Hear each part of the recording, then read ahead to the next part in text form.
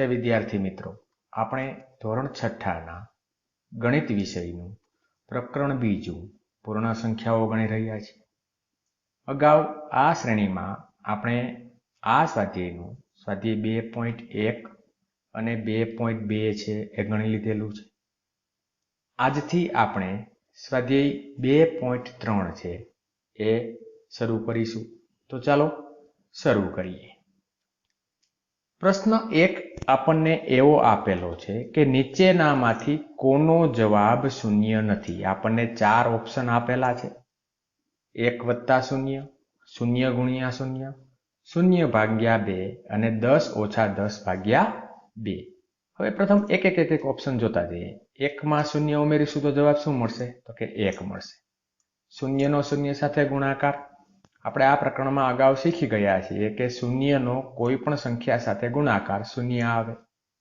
0 ભાગ્યા 2 આપણે બીજું પણ શીખ્યા છે કે 0 ને કોઈ પણ સંખ્યા વડે ભાગાકાર કરીએ તો જવાબ હંમેશા 0 આવશે. અહીં 10 - 10 0, એટલે કે આ ઓપ્શન સી અને ઓપ્શન ડી છે, બંને સરખા છે. એટલે કે બી, સી અને ડી ત્રણેયનો જવાબ 0 આવ્યો. તો કેનો જવાબ 0 નથી? તો કે એ જે આપણો જવાબ છે. એટલે કે એ 1 + 0 નો જવાબ છે 0 નથી. આ થયો પ્રશ્ન પહેલો. આગળ વધીએ આપણે. પ્રશ્ન બીજો. જો બે પૂર્ણ સંખ્યાઓનો ગુણાકાર 0 છે તો શું આપણે કહી શકીએ કે આ સંખ્યાઓમાંથી એક કે બંને સંખ્યાઓ 0 હોવી જોઈએ? ઉદાહરણ આપી આપણે જવાબ આપવાનો છે. શું પૂછ્યું છે આપણને? બે પૂર્ણ સંખ્યાઓનો ગુણાકાર 0 છે તો તેમાંથી કોઈ પણ એક કે બંને સંખ્યા 0 હોય? હા અથવા ના? જવાબ આવશે હા. શા માટે? તો કે કોઈ પણ સંખ્યાને 0 વડે ગુણીએ તો જવાબ શું મળે? આપણને 0 મળે છે. થોડા ઉદાહરણો જોઈએ આપણે. 3 × 0 કરીએ તો 0 મળે. 15 × 0 કરીએ તો 0 મળે. 18 × 0 કરીએ તો 0 મળે. જો બંને સંખ્યા 0 હોય તો પણ પરિણામ 0 જ મળે છે. હવે આ તો વાત થઈ કોઈ પણ સંખ્યાની. હવે બીજું, બંને 0 હોય તો કે બંને 0 હોય તો પણ પરિણામ તો 0 જ મળવાનું છે. કેમ કે કોઈ પણ સંખ્યાને 0 વડે ગુણાકાર થાય તો છેલ્લો જવાબ આપણને હંમેશા 0 મળવાનો છે. બરાબર? આ થયો પ્રશ્ન બીજો. આગળ વધીએ આપણે. પ્રશ્ન ત્રીજો છે. જો બે પૂર્ણ સંખ્યાઓનું ગુણનફળ 1 છે, એટલે ગુણાકાર 1 છે, તો શું આપણે કહી શકીએ કે આ સંખ્યાઓમાંથી એક કે બંને 1 ના બરાબર હોવી જોઈએ? આનો જવાબ શું આવશે? 0 માટે તો આપણે તાત્કાલિક જવાબ આપ્યો કે ભાઈ એ જે છે થઈ શકે. અહીં જવાબ આવશે ના. શા માટે? તો કે કોઈ પણ સંખ્યા છે એને 1 વડે ગુણીએ તો જવાબ જે તે સંખ્યા જ આવે છે. શા માટે? તો કે 1 છે એ ગુણાકાર માટેની તટસ્થ સંખ્યા છે. એટલે કે કોઈ પણ સંખ્યાને 1 વડે ગુણીએ તો જે તે સંખ્યા જ તેનો જવાબ મળે છે. ઉદાહરણ લઈએ આપણે કે 3 × 1 3 મળે. 15 × 1 15 મળે. આ રીતે કોઈ પણ સંખ્યા લઈએ એનો 1 સાથે ગુણાકાર હંમેશા જે તે સંખ્યા જ મળવાની છે. હવે બંને સંખ્યા 1 હોય તો કે બંને સંખ્યા 1 હોય તો પરિણામ 1 મળે. એટલે કે બંને સંખ્યા 1 હોય તેના માટે ઉપલું જે છે વિધાન છે એ બંને સંખ્યા 1 હોય તેના માટે સાચું છે. પરંતુ એક સંખ્યા 1 હોય ને બીજી સંખ્યા કોઈ પણ બીજી હોય તો વિધાન છે સાચું નથી. આગળ વધીએ આપણે. અગાઉ આપણે પૂર્ણ સંખ્યાના ગુણધર્મો છે ભણી ગયા છે. આ ગુણધર્મના ઉપયોગ કરી અને આપણે આ દાખલા ગણવાના છે. અહીં વિભાજનના ગુણધર્મનો ઉપયોગ કરવાનો છે. વિભાજન એટલે અલગ અલગ કરવું. અહીં 728 × 101 ગુણાકાર કરવાનો છે, પણ ગુણાકાર છે આપણે કઈ રીતે કરવાનો છે? વિભાજનના ગુણધર્મનો ઉપયોગ કરીને.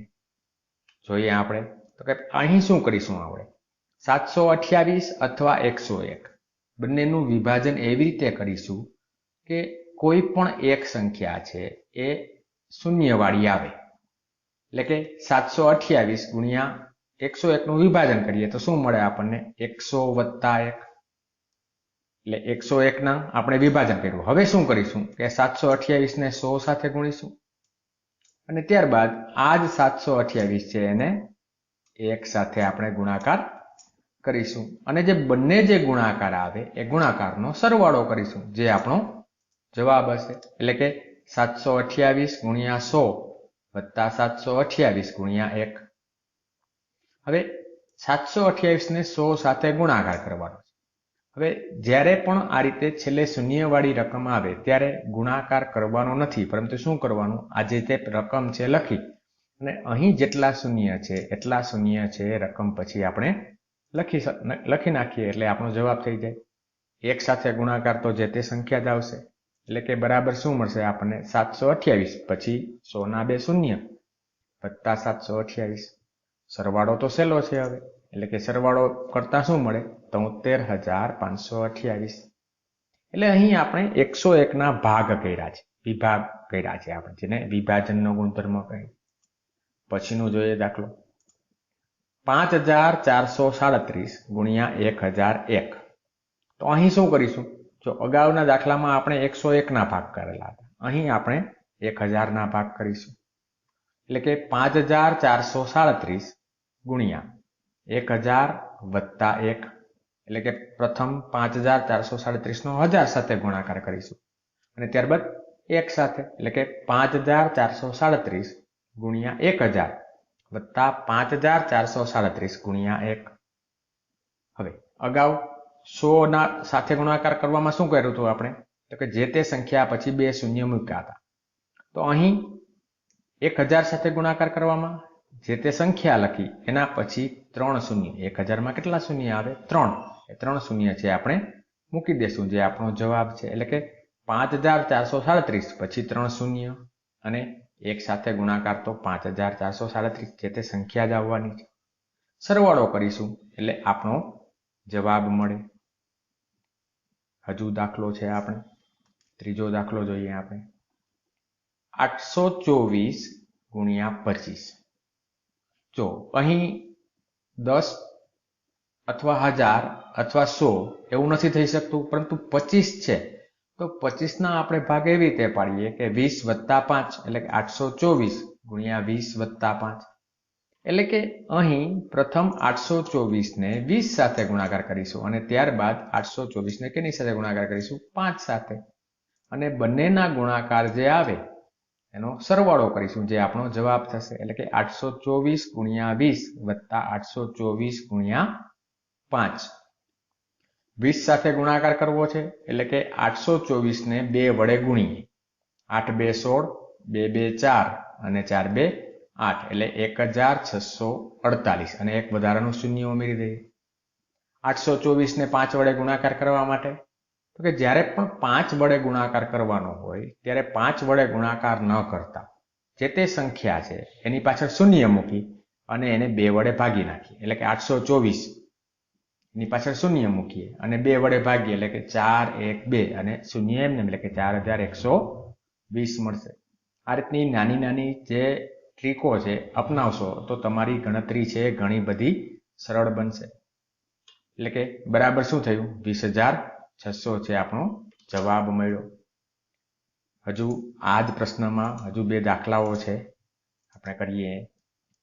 4275 ગુણ્યા 125. હવે અહીં સંખ્યા મોટી આવી છે 125. એટલે તમને એવું થાય કે આને 100 વત્તા 25 એ રીતે કરી નાખીએ, પરંતુ 25 નો 4275 સાથે ગુણાકાર હજી અઘરું પડે. એટલે કે 125 ને 100 વત્તા 20 વત્તા 5 તરીકે લખી શકાય ને, તો આપણે એ રીતે લખીશું 4275 ગુણ્યા 100 વત્તા 20 વત્તા 5. એટલે કે 4275 નો પ્રથમ 100 સાથે ગુણાકાર કરીશું, ત્યારબાદ 20 સાથે અને ત્યારબાદ 5 સાથે ગુણાકાર કરીશું અને ત્રણેય ગુણાકારનો સરવાળો જે આપણો જવાબ મળશે. એટલે કે 4275 ગુણ્યા 100 વત્તા 4275 ગુણ્યા 20 વત્તા 4275 ગુણ્યા 1. 100 સાથે ગુણાકાર કરવામાં 2 શૂન્ય મૂકી દઈએ. 20 સાથે ગુણાકાર કરવા માટે તો કે જે તે સંખ્યાના બમણા કરી અને છેલ્લે શૂન્ય મૂકી દઈએ આપણે. અને 1 સાથે ગુણાકારમાં જે તે સંખ્યા આવશે. આ ત્રણેય સંખ્યાનો સરવાળો એ આપણો જવાબ થયો. હજુ પાંચમો દાખલો છે આ પ્રશ્ન ચોથામાં. 504 ગુણ્યા 35. અહીં 35 ને 30 વત્તા 5. પણ બીજી રીતે પણ વિચારી શકાય ને. 504 ને 500 વત્તા 4 તરીકે ગણી શકાય. કેમ કે 5 સાથે ગુણાકાર છે એ સહેલો પડશે. એટલે કે અહીં આપણે શું કરશું? 504 ને 500 વત્તા 4 તરીકે આપણે લખીએ. એટલે કે 500 નો એકવાર 35 સાથે ગુણાકાર કરીશું, એકવાર 4 સાથે ગુણાકાર કરીશું અને બંને ગુણાકારનો સરવાળો કરીશું, જે આપણો જવાબ મળશે. એટલે કે 500 ગુણ્યા 35 વત્તા 4 ગુણ્યા 35. 35 ગુણ્યા 500 એટલે 17500. 35 ગુણ્યા 4 એટલે 140. 35 2 70 અને 70 ના ડબલ 140. એટલે કે 17640 છે આપણો જવાબ મળ્યો. આ થયો પ્રશ્ન ચોથો. હવે જોઈએ પ્રશ્ન પાંચમો. આ પ્રશ્ન છે બરાબર સમજજો, કેમ કે આ જે પેટર્નને લગતો સમય છે, ચોક્કસ ભાત તરાહનો પ્રશ્ન છે અને આવા પ્રશ્નો છે એ આપણી તર્ક શક્તિને ચકાસે છે. આપણે એક સ્વરૂપ આપેલું છે. શું આપેલું છે? કે 1 ગુણ્યા 8 વત્તા 1 બરાબર 9. 8 1 8 માં 1 ઉમેરીશું તો 9. પછી આ જે 1 છે એની જગ્યાએ શું લીધું? તો કે 12 ગુણ્યા 8 વત્તા 2 બરાબર 98. એટલે અહીં 1 ની જગ્યાએ શું લીધું? 12. અને અહીં 1 ની જગ્યાએ 2. એટલે જવાબ શું મળ્યા? 9 8. ઉતરતા ક્રમમાં આપણને સંખ્યા મળે છે. પછી 1 2 3 ગુણ્યા 8 વત્તા 3 બરાબર 987. અહીં એક સંખ્યા વધારી. જો પ્રથમ 1 હતો, પછી 1 અને 2 આવ્યા, પછી 1 2 3 અને અહીં જે સંખ્યા છે, જે છેલ્લી સંખ્યા છે, એ દરેકમાં જે છે છેલ્લી સંખ્યા છે એ ઉમેરેલી છે. તો હવે આ જે સ્વરૂપ છે એના પછીના બે પગથિયા ક્યાં હશે એ આપણે પેલા નક્કી કરવાના. નક્કી કરીને બીજું શું કરવાનું છે કે ભાઈ આ કઈ રીતે કાર્ય કરે છે તે પણ આપણે સમજાવવાનું. પેલા પગથિયા નક્કી કરીએ તો શું થશે? તો કે અહીં પ્રથમ 1 હતો, પછી 1 અને 2 આવ્યા, પછી 1 2 3, પછી 1 2 3 4, પછી 1 2 3 5. હવે શું આવશે? તો કે હવે પછીનો જે પગથિયું છે એમાં 1 2 3 4 5 6 આવશે. અને અહીં જે સંખ્યા છે એની સાથે જ ગુણાકાર થશે અને અહીં આ જે સંખ્યા છે ઉતરતા ક્રમમાં આગળ વધશે. એટલે કે આગળના પગથિયા શું મળે? પછીનું પગથિયું તો કે 1 2 3 4 5 6 ગુણ્યા 8 વત્તા 6 બરાબર 9 8 7 6 5 4 મળે. હજુ એક પગથિયું જોવું હોય તો કે અહીં 1 2 3 4 5 6 છે, એના પછી શું આવશે? 7 આવે. ગુણ્યા 8 વત્તા 7 બરાબર 9 8 7 6 5 4 3. આ આગળના બે પગથિયા છે. હવે આપણે વિચારવાનું એ છે કે આ જે પગથિયા અથવા તો આ જે જવાબ છે એ કઈ રીતે મળ્યો છે. સમજીએ આપણે. તો કે આ જે છે અહીં 1 છે, તફાવત જોતા જઈએ. અહીં 1 છે, 1 માં કેટલા ઉમેરીએ તો 12 આવશે. તો કે અહીં 11 ઉમેર્યા છે, અહીં 111 ઉમેરેલા છે, અહીં 1111 ઉમેરેલા છે. એટલે કે ભાઈ આપણું કામ થઈ ગયું. શું ઉમેરવાનું છે કે ભાઈ પ્રથમ જે સંખ્યા છે એમાં પ્રથમ તો કે 2 1 ઉમેરા છે, 11. 2 અંકની 1 થી બનેલી સંખ્યા ઉમેરી, પછી 3 અંકની, 4 અંકની.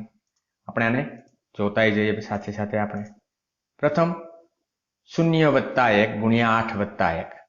હવે 0 માં 1 ઉમેરીશું તો 1, 1 ગુણ્યા 8 8, 8 માં 1 ઉમેરીશું તો 9. સાદું રૂપ પણ જોઈએ આપણે. શું મળ્યું? 9. ત્યારબાદ અહીં 0 વત્તા 1 છે ત્યાં તો કે ભાઈ 1 વત્તા 11 કર્યું. શું કર્યું છે? 1 વત્તા 11. એટલે કે અહીં જે છે 0 છે એમાં 1 ઉમેરો છે અને આ જે છે અહીં પણ 1 બાજુમાં લખેલો છે. 0 ની જગ્યાએ શું આવ્યું? 1 અને 1 ની જગ્યાએ આવ્યું 11. એટલે 11 વત્તા 1 12.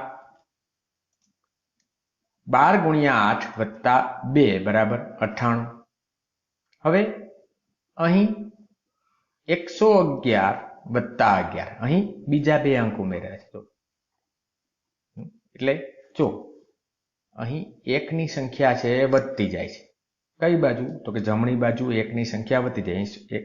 એક પણ એક હતો નહીં, અહીં 1 પછી 3 પછી 4 એ રીતે 1111 અથવા તો પેલા 1 પછી 111 1111 11111 એ રીતે છે એ એક અંકની સંખ્યા છે વધતી જાય છે. વધતી જાય છે એને કારણે શું થાય છે?